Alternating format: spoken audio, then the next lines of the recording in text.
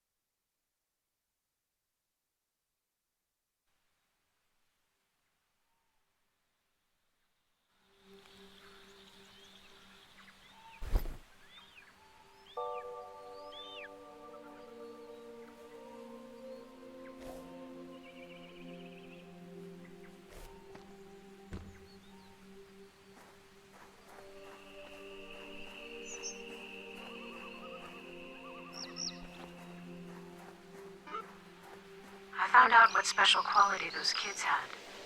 They had exceptionally developed visual perception, visual and aesthetic. For them, the shape, color, and the like of surrounding objects was of critical importance. Some things were beautiful in their eyes, others the definition of ugly. And here's the kicker. They were always in consensus. But it was that very ability that ultimately became their plight. The particulars, however, I still do not know.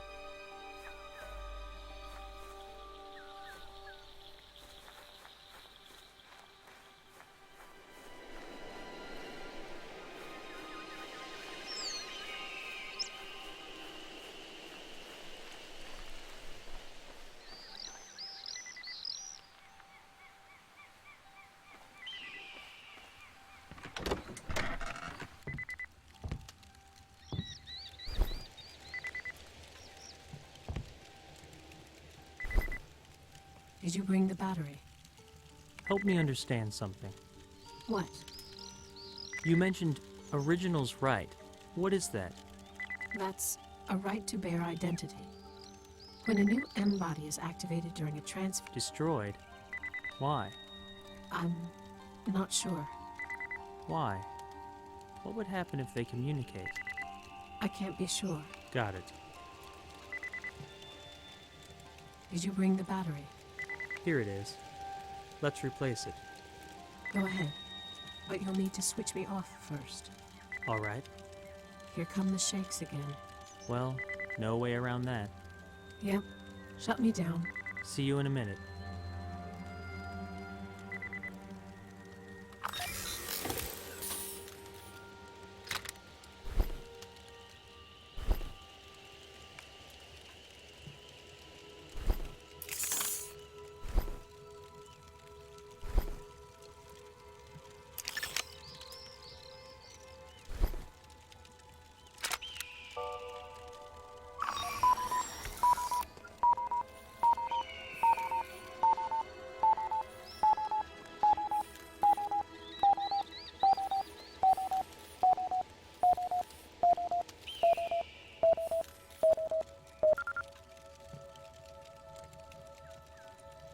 Two attacks in one day.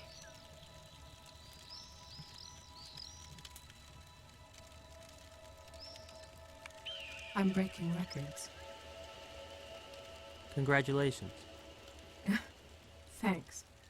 Well, did you find out anything? Yes. Did you find your number? My number? Oh, no, not yet. But I did learn what the children were treated for. Remember I told you that the shape of objects was important to them? I do. Well, their illness was called morphophobia, fear of a shape, or to be more precise, an aversion to it. What kind of shape? The human body. They couldn't stand the sight of a human body. That was their disease. What do you mean that they couldn't stand it? They would literally get sick, vomiting at the sight of any person. Their teachers, doctors, passers-by, their own parents, even seeing each other in the mirror. What did they dislike so much about the human body? We never did find the answer. The children weren't able to articulate their feelings. First of all, they were really young. And secondly, they were unable to communicate at all with anyone. Any attempt at communication caused suffering and psychogenic vomiting. What an unusual disease. Yes, which is why the treatment was likewise unusual. Now I know the purpose behind those strange activities. Playing with cubes, collecting parts, and so on. So why were they assembling an M-body on stage? To cultivate in the children a positive association with the sight of a human body. They were using those bits to independently assemble a fairy tale character, a positive character. And thanks to their efforts, a young woman would take the stage, the defender of beauty, protecting a blossoming garden from a wicked witch. The witch symbolized ugliness? Evidently. Beauty would triumph over ugliness, and the children rejoiced at their involvement in bringing about a happy end. Bit by bit, their repulsion toward the human body was thus dislodged from their psyches, replaced by a new mindset which filled the human body with beauty and goodness. But why did they need to go through a transfer? The transfer anchored this mindset. All the emotional experience obtained at the Gerbera Garden would anchor only in a new body. Otherwise, the therapy had no effect. I see. And the cubes? What was their purpose? The cubes have an extremely simple shape. Playing in the pavilions blunted the kids' excessive sensitivity. Their psyches were being simplified so as to start sewing in them trivial categories, good and evil, beauty and ugliness. Because their perception developed in an anomalous manner, the kids saw the world of shapes very differently, in a way that grown-ups could never understand. And there was no other way to save their lives other than to make them simpler. I'm still having trouble understanding. Hold on. Meyer. Hennebish. My name is Ida Meyer. You remembered? I found a journal. It contains my data. Here. Ida Meyer, age 26, City of Geneva. My personal number. And a date. August 15th, 2058. What year is it, by the way? 76. Whoa. So, I'm a psychologist from Geneva, and I've been lying in Mongolian soil for 18 years. in a candy box. And not in soil, but in sand. Very well, in sand. And now I'm in a flower vase, trying to verify my number. Only, damn it, What? it's not working. The network interface, I can't get online.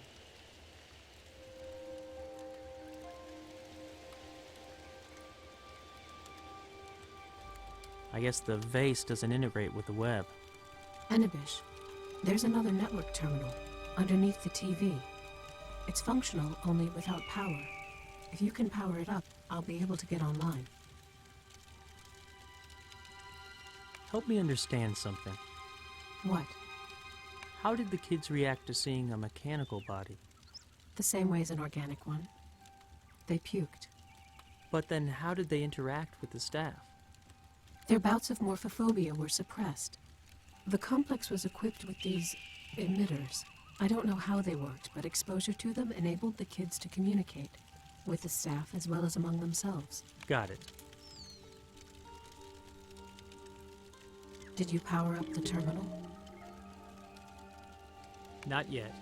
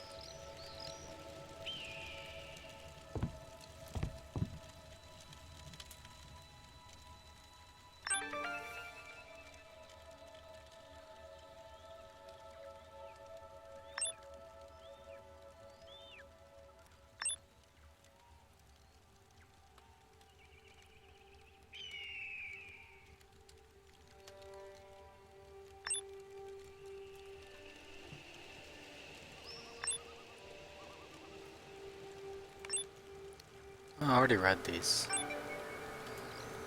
Okay, so you need to find the batteries in the box under the awning.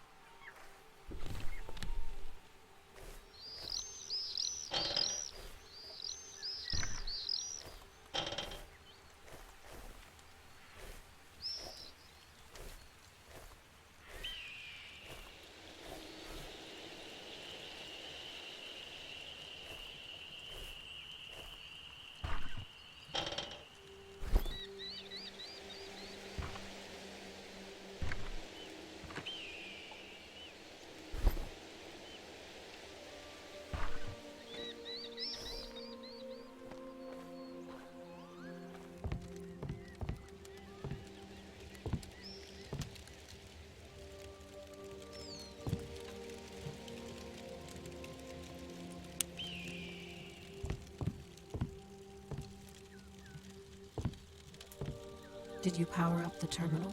Not yet.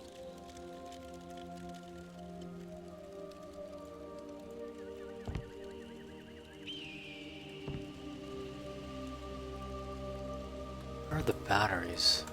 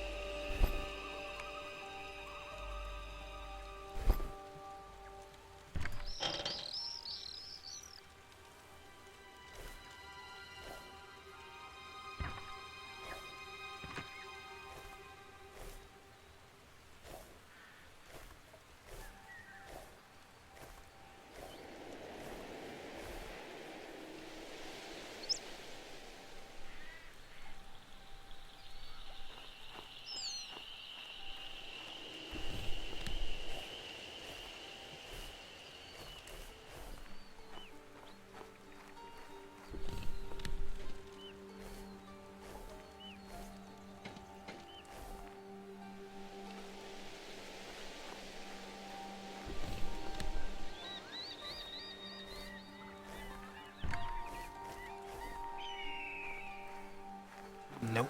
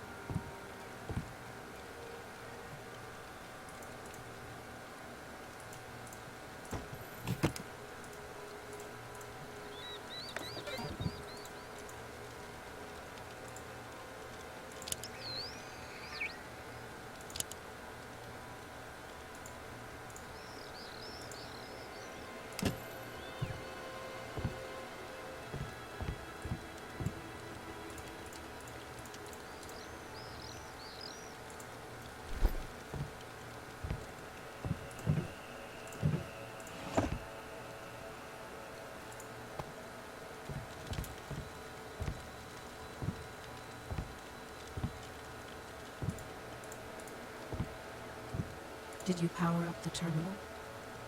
Help me understand something. What? How did the kids react to seeing a mechanical body? The same ways an But then how did they interact with the staff? Their bouts of morph. Got it.